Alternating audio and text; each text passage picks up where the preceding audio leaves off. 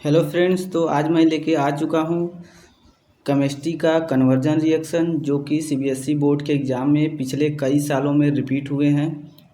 तो चलिए इस वीडियो को शुरुआत करते हैं और जो जो भी इम्पोर्टेंट कन्वर्जन रिएक्शन है उसको हम लोग यहाँ पे कवर करते हैं। तो सबसे पहले यहाँ पे जो हमारा कन्वर्जन रिएक्शन है वो है हमारा how will you convert propyne to propane one ol, यानी प्रोपीन से हमको प्रोपेन वन ऑल बनाना है।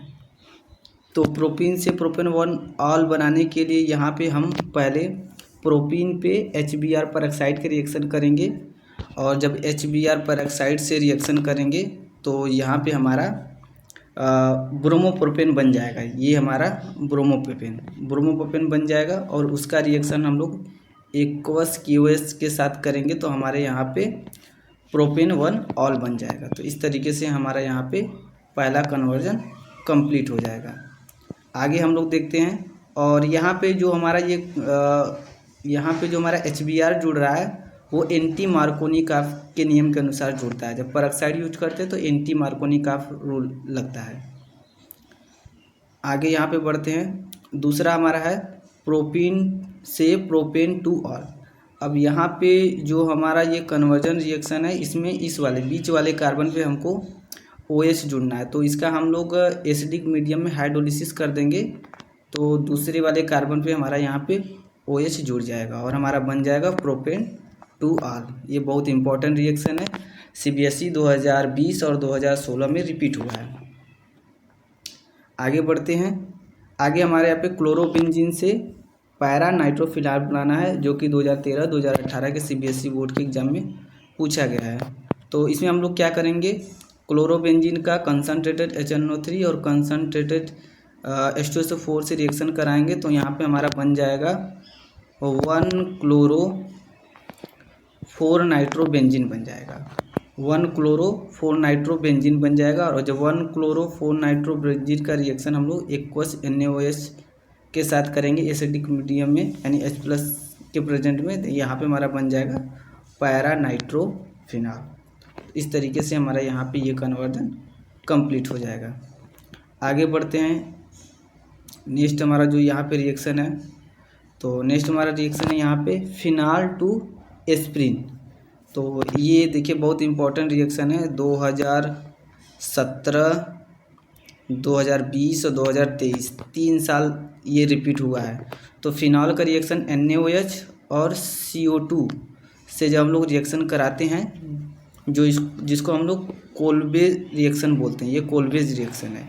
और जब कोल्बेज रिएक्शन कराते हैं तो यहाँ पे हमारा सैलिसिलिक एसिड बनता है। ये हमारा क्या है, सैलिसिलिक एसिड। और जब सैलिसिलिक एसिड का रिएक्शन एसिटिक एनहाइड्राइड, ये हमारा एसिटिक एनहाइड्राइड, तो एसिटिक एनहाइड्राइड से करते हैं तो यहाँ पे हमारा एस्प्रिन बन जाता है। ये हमारा एस्प्रिन है। इस तरीके से हमारा यहाँ पे एस्प्रिन बन जाएगा। तो ये भी काफ़ी इम्पोर्टेंट रिएक्शन है और ये भी 3 साल यहाँ पे रिपीट हुआ है। आगे बढ़ते हैं। यहाँ पे आगे जो हमारा है एनिसोल टू 2-मेथॉक्सी-टॉलुइन। एनिसोल से 2-मेथॉक्सी-टॉलुइन बनाना है तो उसके लिए हम एनिसोल लेंगे। ये हमारा एनिसोल का स्ट्रक्चर है और इसका रिएक्शन एनहाइड्रस AlCl3 के प्रेजेंट में क्लोरोमीथेन से रिएक्शन कराएंगे तो यहाँ पे फ्रीडल क्राफ्ट एल्काइलेशन होगा। तो फ्रीडल क्राफ्ट एल्काइलेशन होगा तो यहाँ पे हमारा बन जाएगा 2-मेथॉक्सी-टॉलुइन। तो यहाँ पे 2-मेथॉक्सी-टॉलुइन भी बनेगा और 4-मेथॉक्सी-टॉलुइन बनेगा। तो यहाँ पे दो यहाँ पे प्रोडक्ट बनेगा तो यहाँ पे हमारा 2-मेथॉक्सी-टॉलुइन यहाँ पे बन जाएगा। आगे जो हमारा रिएक्शन है ये हमारा 2014-2019 में रिपीट हुआ है। अगला रिएक्शन ये भी इम्पोर्टेंट रिएक्शन है। 2018, 2022, 2023 में ये 3 बार यहाँ पे पूछा गया है। क्या पूछा गया है, यहाँ पे एथेनॉल से ब्यूटूइनॉल बनाना है। एथेनॉल से ब्यूटूइनॉल बनाना है तो यहाँ पे हम लोग एल्डोल्ड कंडेंसेशन इसको नाम देते हैं। तो ये हमारा जो प्रोसेस होता है एल्डोल्ड कंडेंसेशन होता है। इसमें 2 मॉलिक्यूल लेते हैं एसिटल्डिहाइड का। एसिटल्डिहाइड, इसी को हम लोग इथेनॉल बोलते हैं। और डाइल्यूट NaOH के साथ रिएक्शन कराते हैं तो 3 हाइड्रोक्सी ब्यूटेनॉल बनता है, 3 हाइड्रोक्सी ब्यूटेनॉल। और जब इसको हीट करते हैं, जब हीट करते हैं तो यहाँ से वाटर निकल जाता है और ब्यूट टू इनएल बन जाता है। क्या बन जाता है? ब्यूट टू इनएल बन जाता है। यही हमारा प्रोडक्ट हो जाएगा, यानी कन्वर्जन हो जाएगा। अगला जो हमारे यहाँ पे कन्वर्जन रिएक्शन है, बेंजल्डिहाइड से 3 फेनिल प्रोपेन 1 ऑल बनाना है। और ये 2015 और 2020 CBSE बोर्ड के एग्जाम में पूछा गया है। तो इसके लिए क्या करेंगे? इसके लिए हम लोग यहाँ पे बेंजल्डिहाइड लेंगे। ये हमारा बेंजल्डिहाइड है, ये हमारा यहाँ पे बेंजल्डिहाइड का रिएक्शन हम लोग एसिटल्डिहाइड से करेंगे। यानी यहाँ पे जो हमारा ये क्रॉस एल्डोल्ड रिएक्शन है, ये हमारा रिएक्शन क्या है? क्रॉस एल्डोल्ड रिएक्शन है। तो क्रॉस एल्डोल्ड रिएक्शन अगर हम लोग यहाँ पे कराएंगे तो सिनेमल्डिहाइड बनता है। ये हमारा क्या है? सिनेमल्डिहाइड। और जब सिनेमल्डिहाइड का हम लोग रिडक्शन करते हैं, निकिल और प्लेटिनम के प्रेजेंट में रिडक्शन H2 का रिएक्शन कराते हैं, तो यहाँ पे हमारा क्या बन जाता है? 3 फेनिल प्रोपेन 1 ऑल। ये 3 फेनिल प्रोपेन 1 ऑल बन जाएगा। तो ये हमारा क्रॉस एल्डोल्ड रिएक्शन था। तो इस तरीके से हमारा यहाँ पे ये कन्वर्जन कंप्लीट हो गया। आगे बढ़ते हैं। ये हमारा 2016-2021 के CBSE बोर्ड के एग्जाम में रिपीट है। तो बेंजोइक अम्ल से, बेंजोइक एसिड से बेंजल्डिहाइड बनाना है। तो बेंजोइक एसिड से बेंजल्डिहाइड बनाने के लिए सबसे पहले बेंजोइक एसिड का रिएक्शन यहाँ पे हम लोग कराएंगे थायोनिल क्लोराइड SOCl2 से। तो थायोनिल क्लोराइड से अगर यहाँ पे रिएक्शन कराएंगे तो C6H5OCOCl बन जाएगा। ये हमारा बन जाएगा। तो यहाँ पे अब ये C6H5COCl का रिएक्शन H2PDBSO4 और यहाँ पे C6H5COCl, तो ये हमारा रोजेनमुंड रिएक्शन होता है। तो जब रोजेनमुंड रिएक्शन यहाँ पे कंप्लीट करेंगे तो हमारा यहाँ पे बेंजल्डिहाइड बन जाएगा। तो ये भी बहुत इंपॉर्टेंट रिएक्शन है क्योंकि इसमें नेम रिएक्शन आया हुआ है रोजेनमुंड रिएक्शन। आगे हम लोग यहाँ पे बढ़ते हैं। तो आगे हमारा ये जो क्वेश्चन है 2019 और 2022 के CBSE बोर्ड के एग्जाम में पूछा गया है। एनिलीन से फ्लोरोबेंजीन बनाना है। तो एनिलीन से फ्लोरोबेंजीन बनाने के लिए जब भी देखिए, जब भी एनिलीन से कन्वर्जन रिएक्शन आता है तो सबसे पहले हम लोग डाइजोनियम साल्ट बनाते हैं। और डाइजोनियम साल्ट बनाने के लिए NaNO2 और HCl का रिएक्शन 273 केल्विन टेम्परेचर पे करते हैं। तो यहाँ पे ये हमारा डाइजोनियम साल्ट बन जाएगा। अब जब एक बार हमारा डाइजोनियम साल्ट बन जाता है तो हमारे बहुत सारे रास्ते खुल जाते हैं। तो डाइजोनियम साल्ट ये हमारा बन गया। अब इस डाइजोनियम साल्ट का HbF4 से, जिसको हम लोग फ्लोरोबोरिक अम्ल बोलते हैं, तो फ्लोरोबोरिक अम्ल से यहाँ पे हम लोग रिएक्शन कराएंगे।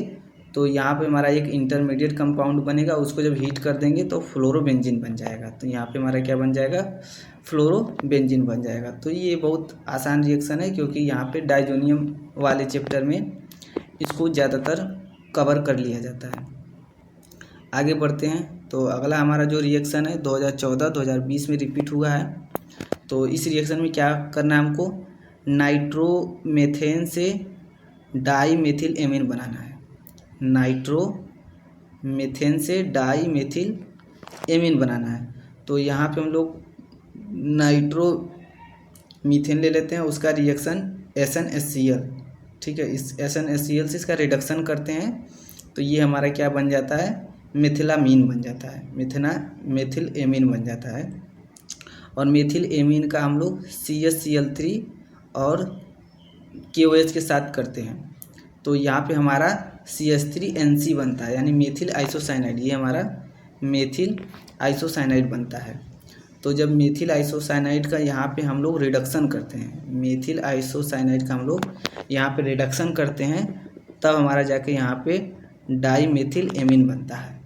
तो ये रिएक्शन इसलिए इम्पॉर्टेंट होता है कि इसमें एक कार्बन यहाँ पे निक्रीज हो रहा है। स्टार्टिंग में लोग 1 कार्बन ले लिए थे और फाइनल प्रोडक्ट में 2 कार्बन है, इसलिए ये हमारा रिएक्शन इम्पॉर्टेंट हो जाता है। और काफ़ी इम्पॉर्टेंट रिएक्शन है क्योंकि यहाँ पे आइसोसाइनाइड बन रहा है। अगला रिएक्शन 2018-2023 में रिपीट हुआ है। तो इस रिएक्शन में aniline to para bromo aniline बनाना है। एनिलीन से क्या बनाना है, पैरा ब्रोमो एनिलीन बनाना है। अब ये रिएक्शन इम्पॉर्टेंट इसलिए है कि जब भी इस तरीके का रिएक्शन हमको एनिलीन से ही बनाना है, लेकिन यहाँ पे एनिलीन से हमको प्रोडक्ट बनाना है, तो एनिलीन के जो NH2 होता है इसको पहले हम लोग फिक्स कर लेते हैं। इसको फिक्स कैसे करते हैं, यानी ये हमारा रिएक्शन में पार्टिसिपेट न कर पाए, तो उसके लिए हम लोग यहाँ पे पिरिडीन का रिएक्शन कराते हैं। तो पिरिडीन रिएक्शन करके यहाँ से NH2 से बॉन्ड बना लेता है और ये बनाता है एसिटल निलाइड बनाता है। ठीक है, इसका नाम थोड़ा अजीबोगरीब है। तो ये हमारा प्रोडक्ट बन जाता है। और फिर इसके बाद जब Br2 का रिएक्शन कराते हैं एसिटिक मीडियम में, ठीक है, यानी एसिटिक एसिड के प्रेजेंस में Br2 का रिएक्शन करते हैं तो पैरा ब्रोमो जा रहा है। तो पैरा ब्रोमो एसिटोनिलाइड से हमारा यहाँ पे जब इसका हाइड्रोलिसिस करते हैं एसिडिक मीडियम में तो पैरा ब्रोमो एनिलीन बन जाता है।